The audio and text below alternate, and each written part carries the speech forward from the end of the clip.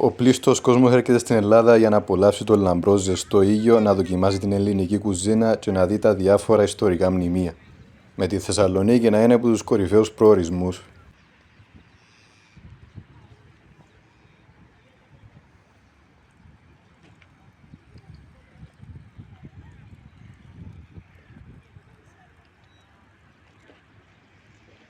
Εγώ όμως ήρθα με άλλο σκόπο στο νου μου, για να βιώσω το θέαμα του ελληνικού ποδοσφαίρου.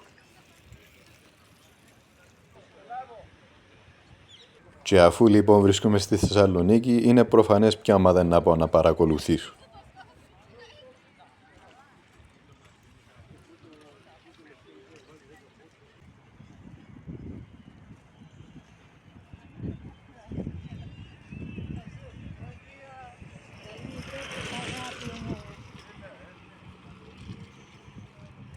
Τούτος είναι ο Λευκός Πύργος, που όπως όλοι ξέρουμε κατοικεί μέσα ο πρόεδρος της Αμερικής.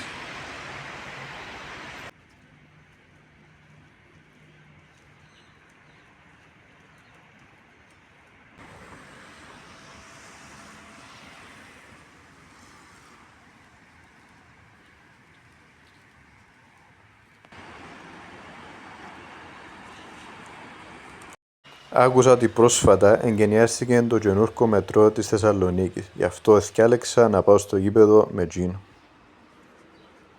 Επίσης έμαθα ότι έφτιαξαν το σε σχετικά μικρό χρονικό διάστημα, πράγμα που βρίσκω εντυπωσιακό.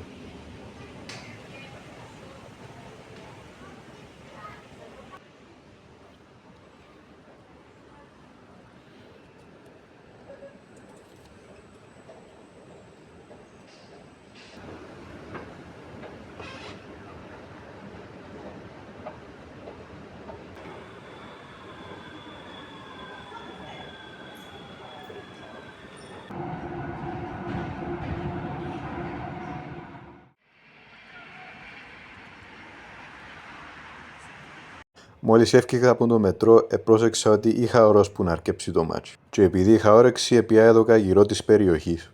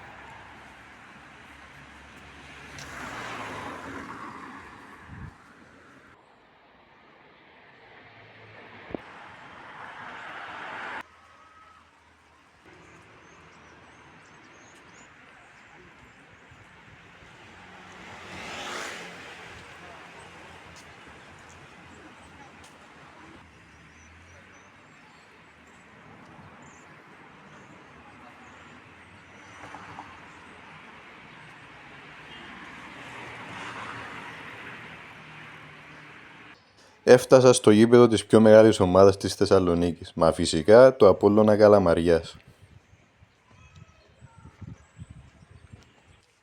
Πήγα να τσακάρω περιμετρικά το γήπεδο και καθώς ακολουθούσα το μονοπάτι, θωρώ που μακριά ένα μοναστήρι.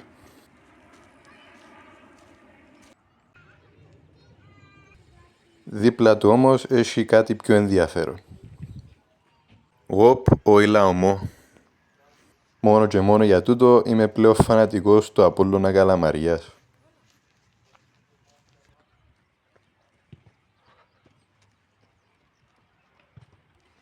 Η αρχική ονομασία του συλλόγου όμως είναι Απόλλων Τραπεζούντας, αφού η γενέτειρα τους είναι στον Πόντο. Οι πόντιοι πρόσφυγες που κατέληξαν στην Καλαμαριά άλλαξαν το όνομα σε Απόλλων Καλαμαριάς και η νέα ομάδα ιδρύθηκε το 1926. Γιατί να δω ομάδα τρίτης κατηγορίας αντί καμιά από τις πιο γνωστές ομάδες? Ο μόνος και ο πιο κομβικός λόγος είδα διαφήμιση πως ο Μαζουνάκης είχε παράσταση στο γήπεδο του.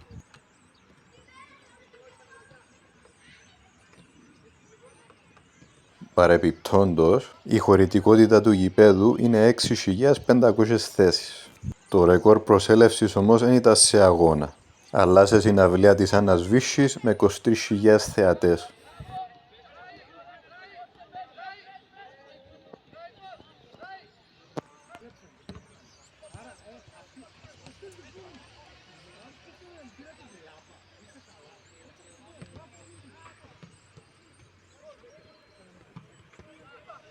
Σε τούντον αγώνα έπαιζαν την ομάδα με τα πράσινα ονόματι ΑΕ Αλεξάνδρειας.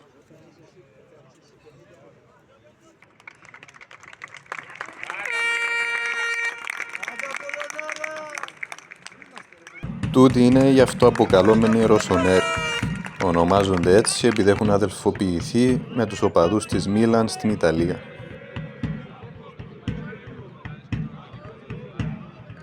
Το μάτσι πήρε λίγη ώρα που να αρκέψει, αρκετή για να κάνει τους οπαδούς να έχουν ευριασμένους.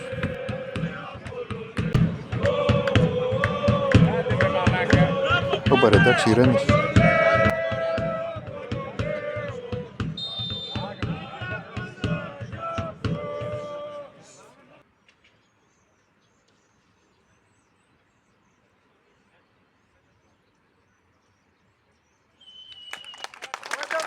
Για να είμαι ειλικρινής, δεν ήξερα γιατί υπήρχε ενός λεπτού σιγής. Το μάτς λοιπόν άρκεψε και μέσα σε 10 λεπτά ο Απόλλωνας έβαλε 2 γκολ.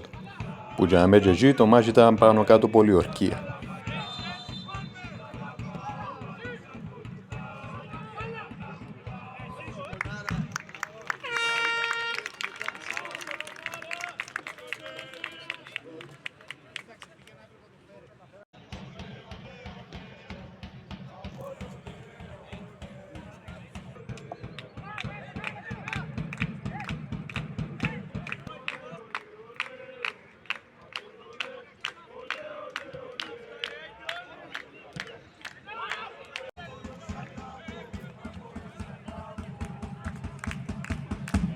Στο τέλος η ομαδάρα ενίκησε 3-0. Τέλος καλό, όλα καλά. Μόνο που εξίασα να βγάλω στο τέλος βίντεο τους παίχτες που επανηγύριζαν μαζί με τους οπαδούς.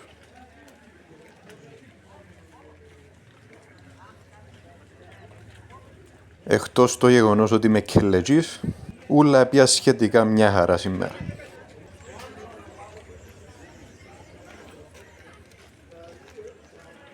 Για να τελειώνουμε, να πω ένα σύνθημα του Απόλλωνα που μου άρεσε πολλά και πως πιστεύω αντιπροσωπεύει γενικά ούλον το σύλλογο. Λίγοι και καλοί και της μάνας σας το μου.